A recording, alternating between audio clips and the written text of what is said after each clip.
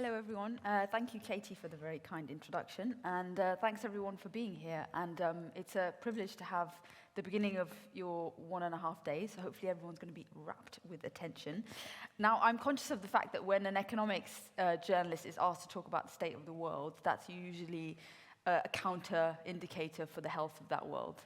And I know that there are lots of other things also going on today. The Prime Minister is speaking at Tory Party conference, but I have to say you all made a very brilliant choice in being here today, not there.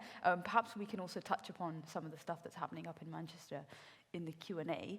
But we're gonna, I'm gonna try and kick off your day with quite, not the easiest of subjects. So the title is Navigating the Polycrisis, Inflation, Interest Rates, and the Return of Geopolitics. So this is probably going to look and sound a lot like some of the stuff that you see and read in the media, and I'm going to spend maybe the next half an hour or so constructing a sort of narrative with some of what I think are the very important themes that policymakers, central bankers, investors, people who care about the financial markets, political commentators, and journalists are interested in, and hopefully, provoke you into thinking a little bit differently about the world, perhaps putting out some contentions that hopefully you guys disagree with and would like to challenge me on. So that's sort of where we are. I mean, if you were doing this next year, maybe if Paul Merson is opening the session, that might be a better sort of marker for the fact that the world might be in a bit of a better state. I'm not going to guarantee that given how difficult 2024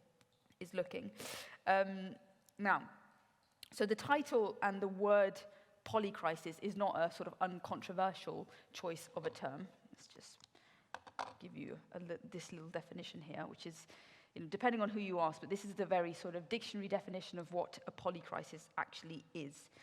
But the people who use this term, and most notably, I think, the historian Adam Tooze, who sort of coined polycrisis in a column that he wrote for the FT a few months ago, thinks that it's a very important word because it sort of captures just how interconnected all of the disruptions in the world economy and geopolitics have become.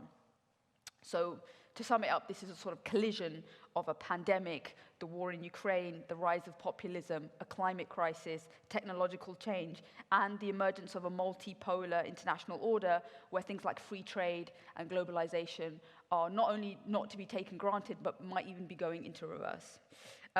I will fully admit polycrisis is a word that journalists love because it's pithy, it's sort of memorable, and as I already said, you've probably encountered it when you picked up The Economist or any sort of newspaper in the last couple of months.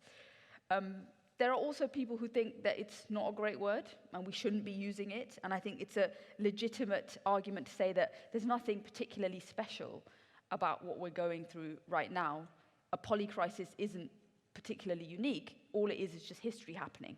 And, notably the 19th and the 20th centuries, we've been littered with sort of similar historical episodes of chaos where it looks like the sort of underpinnings of the world order are collapsing very quickly sometimes or very slowly, and they give birth to sort of new economic and political paradigms. I would say the 1970s was one of those. The post-war era also represented that. So, then there's sort of variations on the polycrisis. So I think Gordon Brown has just co-authored a book with Michael Spencer and Mohammed Al-Arian, which is called The Perma-Crisis, which is the term that they use to describe the sort of unique moment that we're in. But I think whether or not you agree with the phrase or not, I'm sort of going to use it here quite loosely as a sort of jumping off point to examine what I think are the three major economic shifts that are most relevant to politicians, to businesses, and to investors, and hopefully to yourselves and your clients when you try and think about how to position yourself in this new world order. And so I think the first sort of indisputably sort of novel strand of our polycrisis, if we want to call it that, has been the energy price shock, which has mainly been suffered by rich countries, predominantly in Europe and the UK and some parts of the developing world, which we call the global south. Now, this chart here actually doesn't extend to today, but you can see that the surge in global gas prices actually happens at the beginning of 2022 and just before the year kicks off, because in the second part of 2021, when lockdowns were being removed in most countries, you saw an upswing in demand for oil and gas, people getting back into their cars, they were commuting, they were taking flights again, and we were sort of consuming energy in more normal ways compared to what we'd been doing when we were all sort of living in economic hibernation. Then the surge in demand in early 2022 coincides with the February 24 invasion of Ukraine by Russian forces, and that then leads to one of the worst squeezes on global supply of oil and gas that we've seen since the 1970s. It's predominantly European countries